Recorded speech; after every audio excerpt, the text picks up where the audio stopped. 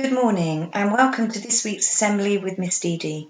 The purpose of this week's Assembly is to provide an opportunity for us to reflect on learning gaps, and if those learning gaps exist for you, why you should take responsibility for closing them. The first thing we need to consider is what we actually mean when we refer to a learning gap and why it might exist. I hope your tutors are able to pause for a minute or so at this point to give you an opportunity to discuss with your partner what a learning gap is. Following your discussion, you may have concluded a learning gap is the difference between what you have actually learned and what you should have learned by a particular stage, for example, your age or in a particular year group. So, why is there such potential for students to have learning gaps at this particular time? The answer is quite simple: lockdown. You will have heard the phrase unprecedented times over and over again, and it really was, as students completing schoolwork at home for over 4 months is a situation we have not experienced before or likely to ever again. Importantly, we need to start considering the impact and what we can do to ensure we can recover from this. I would like to take this opportunity to congratulate you, as our completion rates for home learning during lockdown were very good, well above national average. Over 70% of our school community completed home learning in your last learning cycle in the summer term. That's very impressive. However, what we need to remember is each and every one of us had a very different experience of lockdown. There could be a whole host of reasons why some of you may have found it difficult to work at home. Perhaps you were understandably feeling anxious about the COVID situation, or there could have been reasons why it was really challenging for you to work at home. Now is not the time for us to dwell on what's already happened, but in fact the time to take responsibility for our learning, and if there are gaps, to take the time to ensure we address them.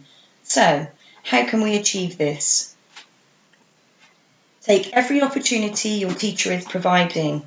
For example, a starter quiz, or a home study challenge, or responding to questions in class. Ensure you try your very best with any checkpoints or assessments. All of these strategies your teachers will employ will help them to build a picture of your progress so that they can help you to address any gaps, putting the right support in place to ensure they help you to make more progress in the future. We have been so impressed with how you have resumed school life, and our return to school isn't disrupted. However, it is sensible for us to have a plan in place should there be a need to facilitate home learning again in the future. For this reason, we have set up a Google Classroom for each year group. In the event of a school closure, this would be your one-stop shop.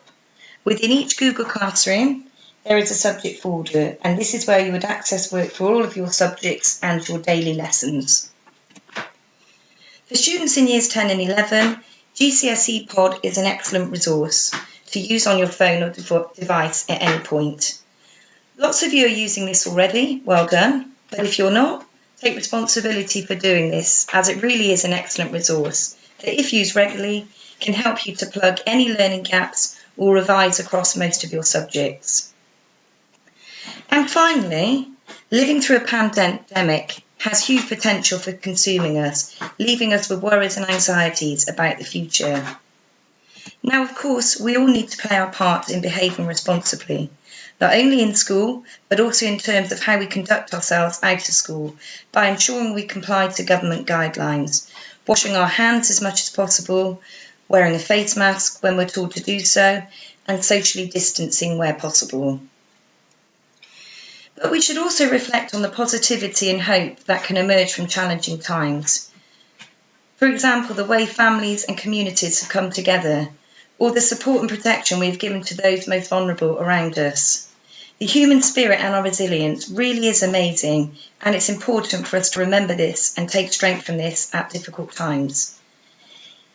In conclusion to today's assembly, if you have time, perhaps have a discussion with your fellow tutees to honestly reflect on any learning gaps and how you may address them in the future.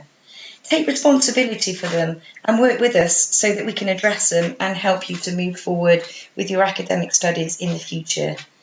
Thank you for taking the time to listen to the assembly, and I hope you have an enjoyable week in school.